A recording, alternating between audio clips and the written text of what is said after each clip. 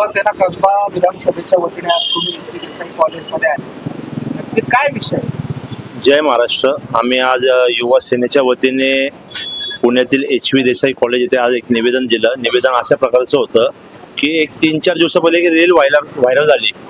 त्या रीलमध्ये असं दिसत होतं, काही आवाज येत होते की ह्या कॉलेजच्या प्रांगणामध्ये किंवा कॉलेजच्या आवारामध्ये छत्रपती शिवाजी महाराज जे आपल्या महाराष्ट्राचं आराध्य दैवत आहेत त्यांची जयंती साजरी करायची नाही.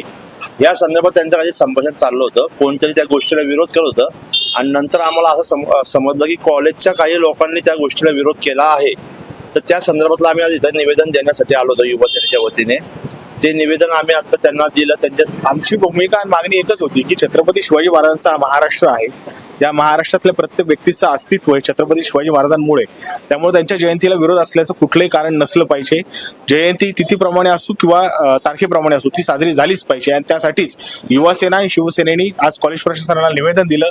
छत्रपती शिवाजी महाराज यांचा पुतळा त्यांना दिला की जेणेकरून या कुठल्याही गोष्टीचा पायंडा या कॉलेजमध्ये पडला नाही पाहिजे. कॉलेज प्रशासनाची ही एकदम सकारात्मक भूमिका आम्हाला प्राप्त झालेली आहे. आम्ही ज्यावेळेस निवेदन दिलं कॉलेज प्रशासनाला, तसेच गुरव सर आहेत, त्यांना निवेदन दिल्यावर ते म्हटले शिवाजी महाराजांबद्दल आपल्याला नाही करायची जयंती हे खूपच दुर्दैव आहे, असं आम्ही कुठल्याच गोष्टीचं सहमत नाही. ही जयंती जोरात साजरी करणार आहोत अशी त्यांनी आणि धूमधडाक्यात साजरी होणार आहे. कॉलेज मार्फत अशी भूमिका घेण्यात आलेली आहे.